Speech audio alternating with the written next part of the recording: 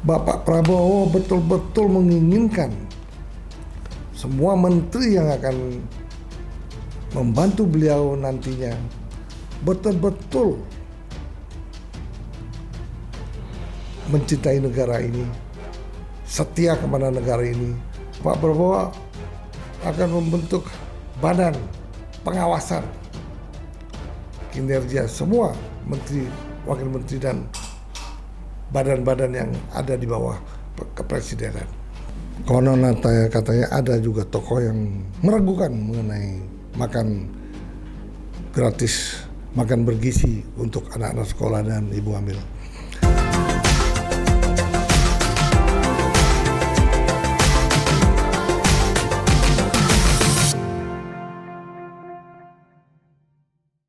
Selamat siang, kembali lagi bersama Mr. Puisi. Inilah Mr. Puisi, selalu aktif dan ingin memberikan informasi yang menarik karena pemilihan presiden sudah dengan semangat rakyat yang luar biasa. Sudah selesai pemilihan presiden, kemudian Bapak Prabowo pun sudah dilantik menjadi Presiden Republik Indonesia yang ke-8. Yang sangat unik di sini, Bapak Prabowo betul-betul menginginkan semua menteri yang akan membantu beliau nantinya betul-betul mencintai negara ini, setia kepada negara ini, sehingga beliau mempunyai inisiatif untuk menggembleng para menteri ini, bukan menggembleng seperti seorang tentara. Beliau menggembleng mental daripada seluruh menteri dan kepala bidang yang lainnya, sehingga mendapat masukan-masukan di dalam memimpin ataupun di dalam mengelola, terutama mengelola keuangan negara, mengelola perekonomian. Untungnya Bapak Luhut sendiri masih mau untuk membantu Bapak Prabowo Subianto, di mana Bapak Luhut bersedia menerima 2 jabatan penting. Salah satunya adalah Ketua Dewan Ekonomi, yang mungkin karena beliau adalah senior dan sangat mengerti masalah-masalah perekonomian, masalah-masalah negara, mungkin pertimbangan-pertimbangan yang akan diberikan oleh Pak Luhut kepada Bapak Prabowo mungkin juga akan dilaksanakan, karena dalam hal ini Bapak Luhut sudah banyak berpengalaman ketika menjadi menteri Bapak Joko Widodo. Banyak yang orang mengatakan bahwa Bapak Prabowo menerima estafet yang cukup berat. Tetapi kami, manajemen Mr. Puisi Live, merasa percaya bahwa Bapak Prabowo akan mampu mengemban tugas yang cukup berat ini dengan tim perekonomian yang cukup andal, tim ahli keuangan, tim ahli-ahli kenegaraan yang cukup andal, sehingga Bapak Prabowo dapat mengkonsolidasikan semua pekerjaannya di dalam memimpin negara ini. Tugas sangat berat akan diemban oleh Bapak Prabowo. Kalau kita melihat sebelum Bapak Jokowi memimpin negara ini selama 10 tahun, itu ada yang namanya Bapak SBY, di mana Bapak Bambang Yudhoyono ini adalah merupakan pensiunan jenderal militer yang sangat mempunyai sifat hati-hati, konservatif, dan semua tertata dengan baik. Maka ketika itu Bapak SBY sangat konservatif, sehingga hutang yang dikelola ketika Bapak SBY memimpin Indonesia selama 10 tahun tidak memiliki hutang yang cukup besar.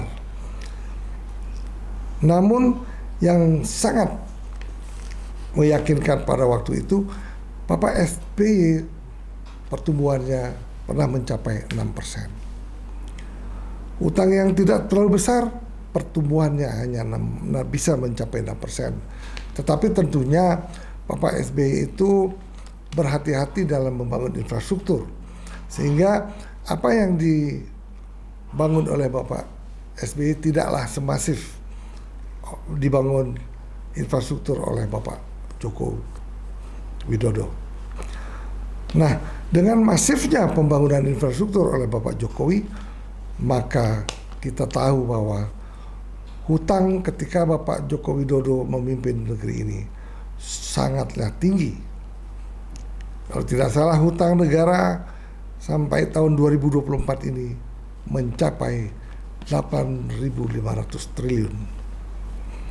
Itu yang harus diestafetkan untuk Bapak Prabowo Subianto.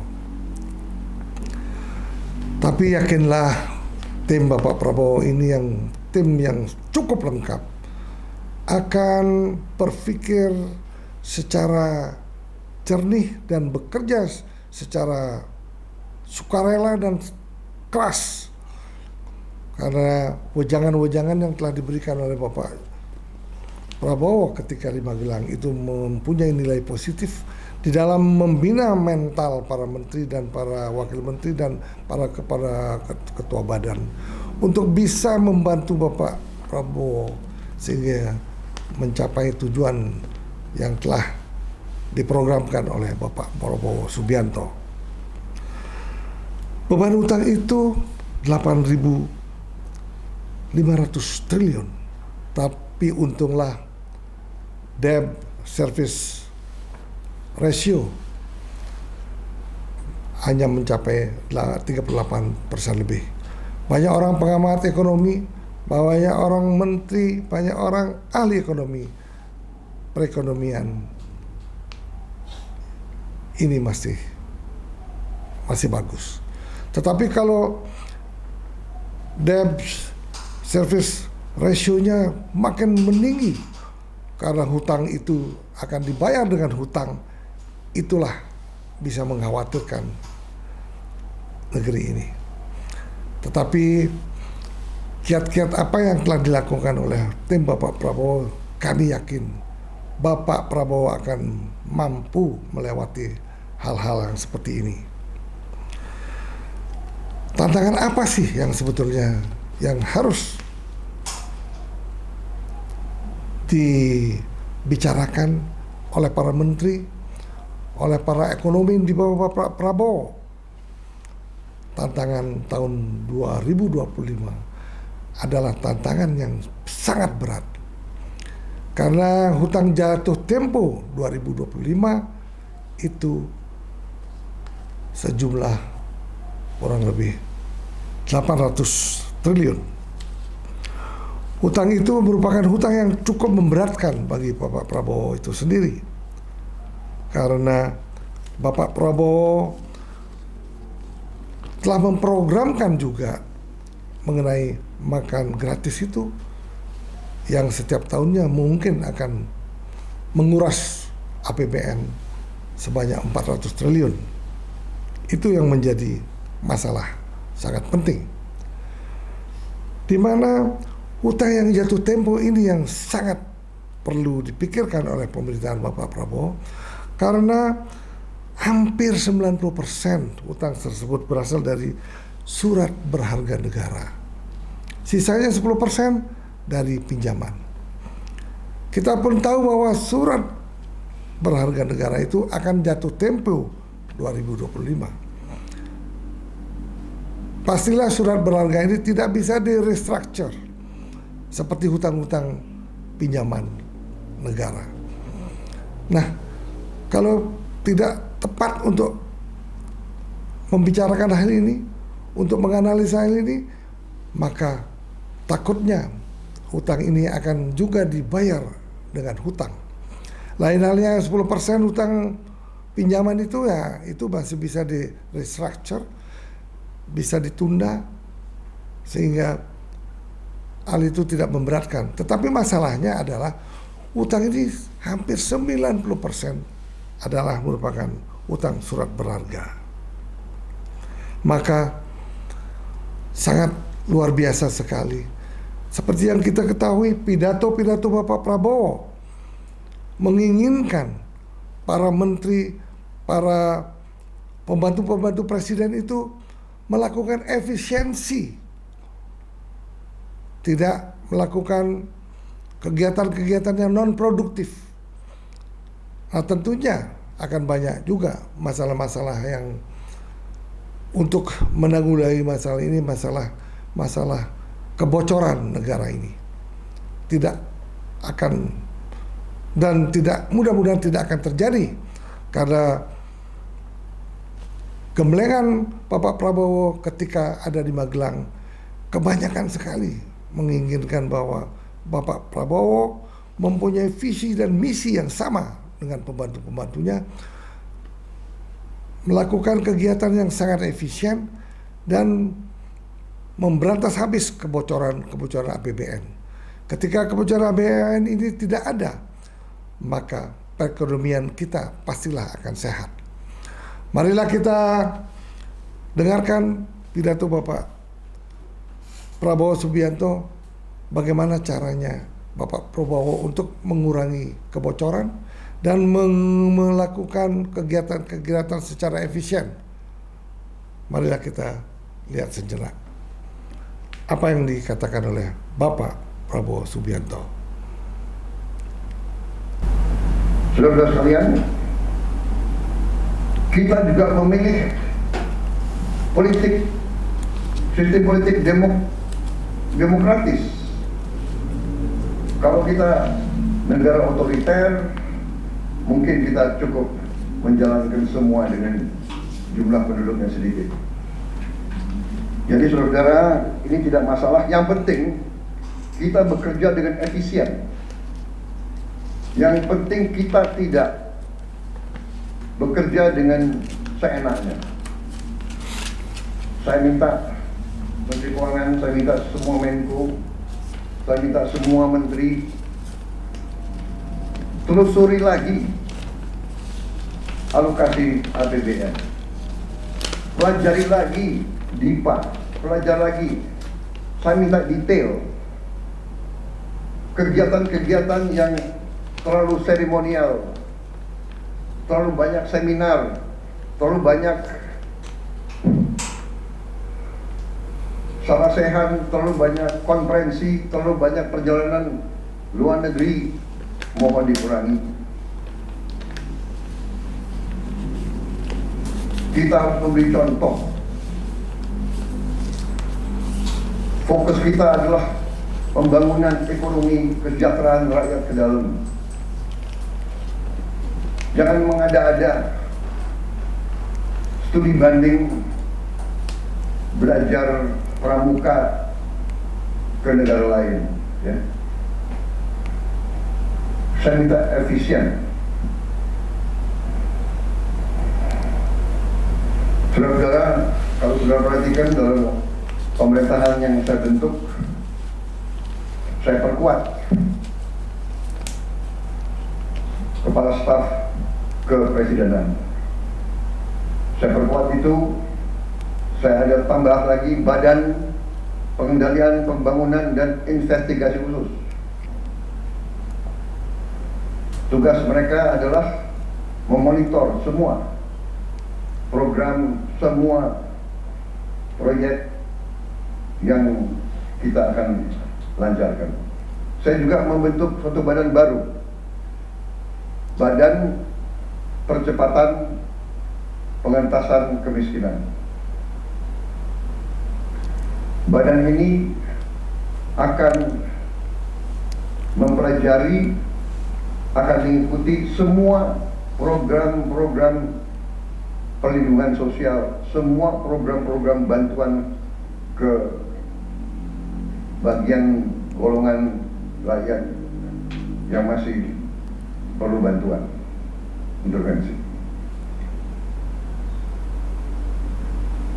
Bukan saya ingin mencampuri pekerjaannya kementerian-kementerian, tidak.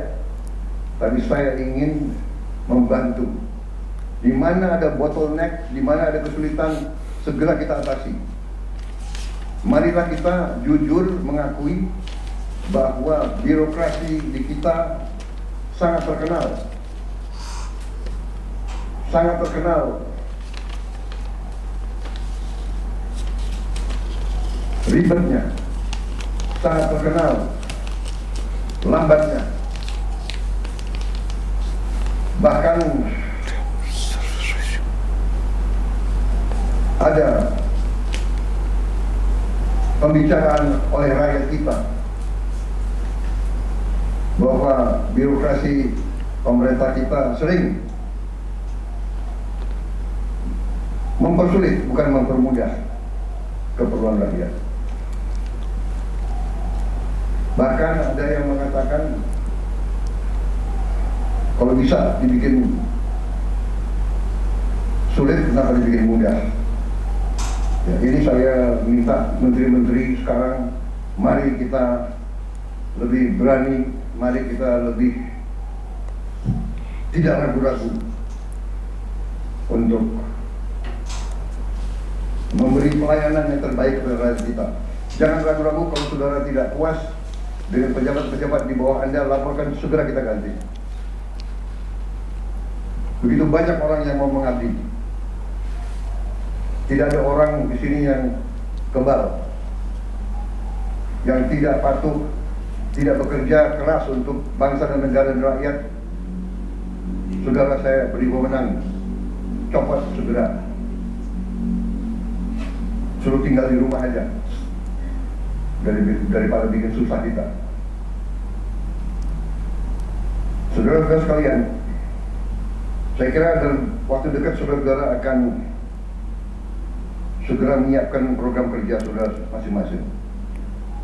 Saya beri kesempatan segera, dan sewaktu-waktu terus saya akan panggil koordinasi. Tadi pagi sebelum sidang kabinet saya sudah koordinasi sama beberapa menteri, dengan Jaksa Agung, dengan BPKP, dan besok pun kita akan lanjutkan. Ada beberapa pengarahan dari saya, Menteri Bappenas, pastikan semua program dan kegiatan di semua kementerian lembaga mempunyai kontribusi yang signifikan, terukur, dan saling bersinergi. Pelajari kembali semua proyek. Jangan ada proyek yang mercusuar. Semua ditujukan kepada yang saya sampaikan pada pidato saya di depan Majelis Permusyawaratan Rakyat pada hari pelantikan saya. Luar biasa sekali. Begitulah arahan Bapak Prabowo Subianto, di mana Bapak Prabowo telah berkoordinasi dengan kejaksaan, kepolisian, BPKP. Nah, ini tujuannya untuk apa? Tujuannya adalah untuk memberantas korupsi, sehingga APBN yang akan dikelola tidak bocor. Dan sangat istimewa sekali lagi bahwa Bapak Prabowo akan membentuk badan pengawasan kinerja semua menteri, wakil menteri, dan badan-badan yang ada di bawah kepresidenan. Itu sangat penting sekali. Kemudian ada lagi badan untuk pengentasan kemiskinan. Itu merupakan program utama Bapak Prabowo Subianto, karena seperti yang setelah berulang kali dikatakan bahwa Bapak Prabowo ingin memimpin negeri ini dalam rangka mensejahterakan masyarakat dan mengurangi kemiskinan di negeri ini. Tentunya program-program yang telah dicanangkan oleh Bapak Prabowo itu pastilah untuk kepentingan masyarakat pajak. Juga kepada Bappenas telah diinformasikan juga janganlah ada proyek-proyek mercusuar. Itu yang telah diinformasikan juga sehingga efisiensi berjalan dengan baik, di mana perekonomian akan tumbuh seperti yang dicanangkan oleh Bapak Prabowo, tentunya dengan program-program yang juga sudah direncanakan oleh Bapak Prabowo. Kami yakini mudah-mudahan hal ini bisa terjadi dengan sukses. Tetapi dapat kami menganalisa, sedikit menginformasikan, harus ada beberapa yang harus diwaspadai oleh kabinet Bapak Prabowo, yaitu mengenai masalah hal-hal kependudukan, di mana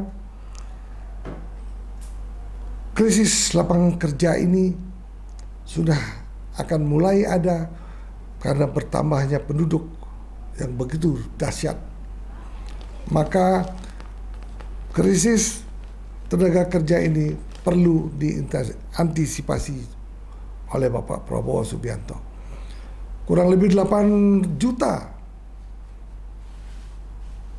pekerja ini membutuhkan lapangan pekerja yang cukup cepat. Kiranya yang hal-hal lain yang perlu dipikirkan, yang perlu diwaspadai adalah berbahayanya apabila hutang yang jatuh tempo itu dibayar dengan hutang kembali. Itu yang perlu akan dipikirkan oleh tim ekonomi dan terutama oleh Menteri Keuangan. Apabila itu dilakukan, maka akan sulit sekali kita memperkirakan apakah debt service ratio itu tidak akan naik.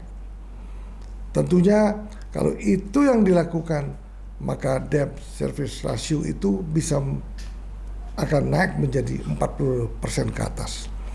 Walaupun zamannya COVID dahulu pernah juga debt service ratio mencapai 40% lebih.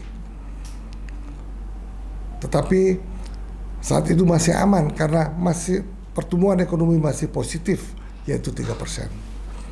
Nah, tapi kalau debt service ratio mencapai 43% lebih, nah itu harus hati-hati. Nah, apabila hutang itu dibayarkan oleh APBN, nah itu juga akan menjadi masalah ekonomi. Maka tidak ada anggaran lagi untuk membangun negeri ini. Tidak ada anggaran lagi untuk melaksanakan program kerja yang dicanangkan oleh Bapak Prabowo. Ya, mudah-mudahan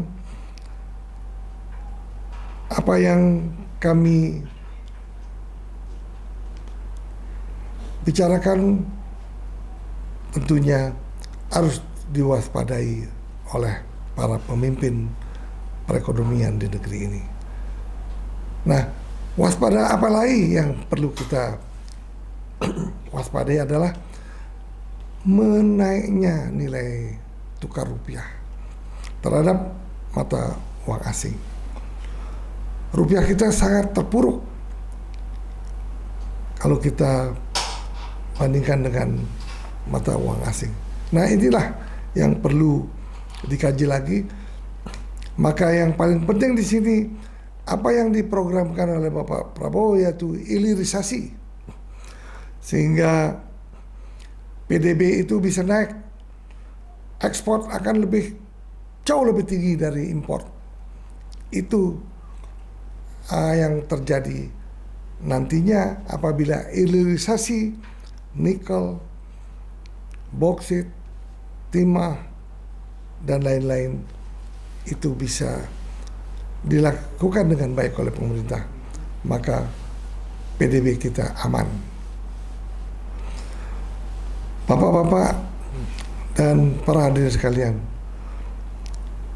tidaklah berkecil hatilah kita, karena apa yang diprogramkan oleh Bapak Prabowo itu banyak program-program yang sangat mendukung pemerintahan yang akan dikelola oleh beliau. Tentunya program pemberantasan korupsi itu sangat penting. Program digitalisasi juga penting, di mana sangat mumpuni sekali karena itu diserahkan oleh Bapak Luhut, di mana Bapak Luhut pun sudah memulainya ketika beliau memimpin digitalisasi di kepemimpinan Bapak Jokowi. Untuk itu kita akan lihat juga beberapa cuplikan apa yang dikatakan Bapak Prabowo di dalam membina, di dalam mengembangkan benahi masalah-masalah pertanian, di mana Bapak Prabowo sendiri juga mencanangkan program pencetakan tanah, pencetakan pertanian yang sudah memang dilakukan oleh Bapak Jokowi, sekarang diteruskan oleh Bapak Prabowo, sehingga Bapak Prabowo dalam 3 tahun ke depan akan memprogramkan di mana Indonesia tidak akan mengimpor beras lagi, malah dikatakan dalam 3-4 tahun ke depan Indonesia akan menjadi lumbung pangan dunia. Mari kita simak pidato Bapak Prabowo, sehingga cita-cita Bapak Prabowo menjadi lumbung pangan dunia bisa tercapai.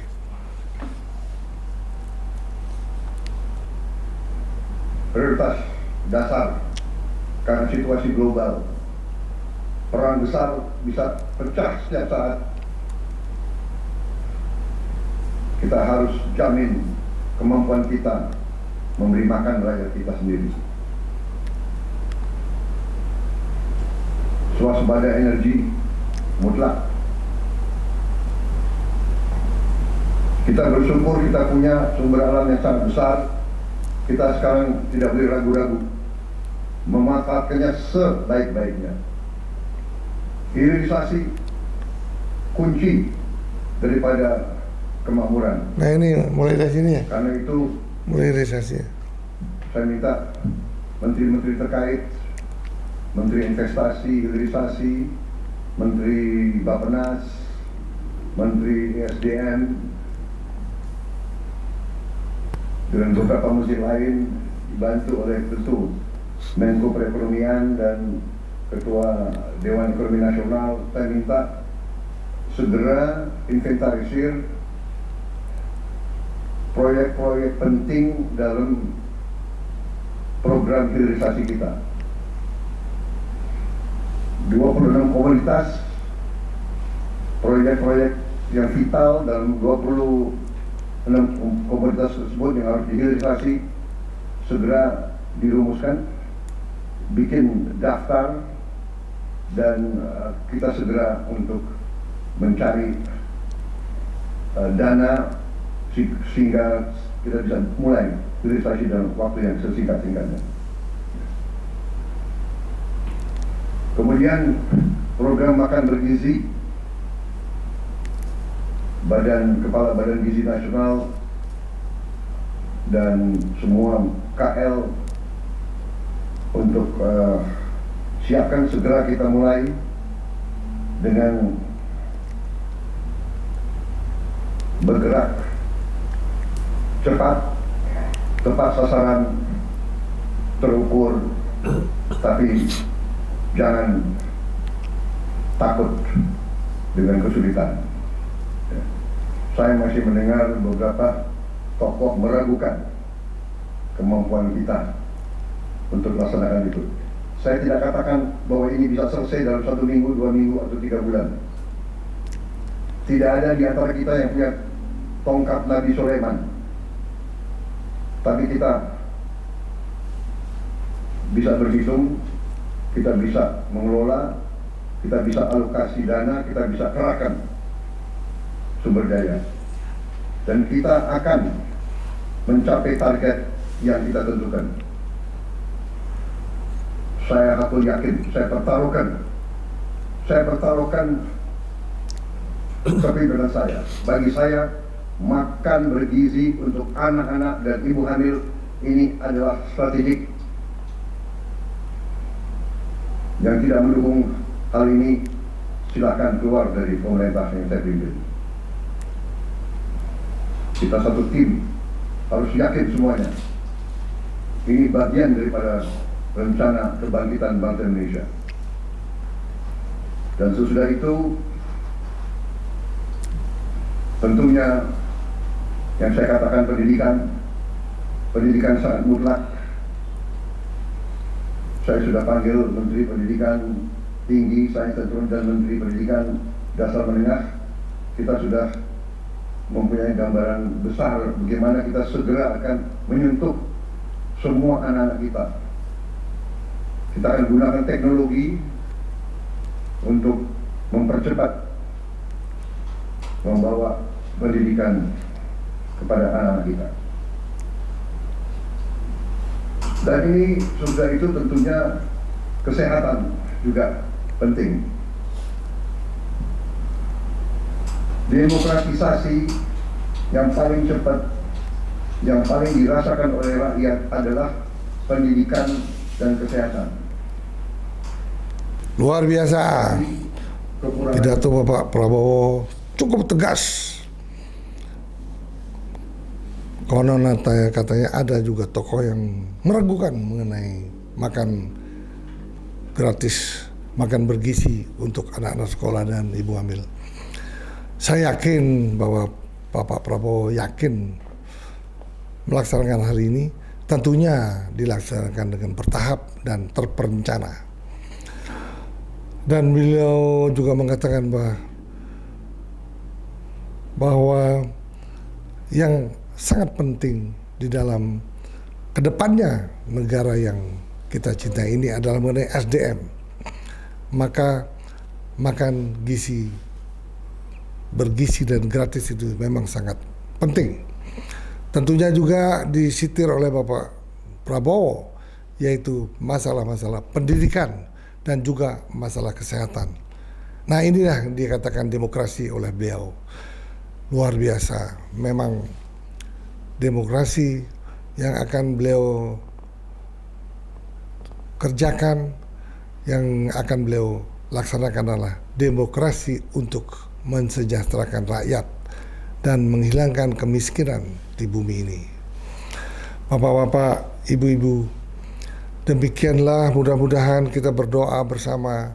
Mudah-mudahan Bapak Prabowo Subianto diberi kesehatan dan diberi anugerah oleh Tuhan Yang Maha Kuasa, karena tidaklah mudah untuk memimpin negara yang sebesar ini, apalagi program-program mensejahterakan rakyat dan program-program untuk memberantas korupsi tidaklah mudah. Untuk itu, dengan gemblengan seluruh menteri, wakil menteri dan kepala badan yang dilakukan oleh Bapak Prabowo, mudah-mudahan seluruh para aparatur negara di bawah Bapak Prabowo ini mendukung beliau, sehingga kesejahteraan masyarakat, kemiskinan dapat dienyahkan di bumi Indonesia ini.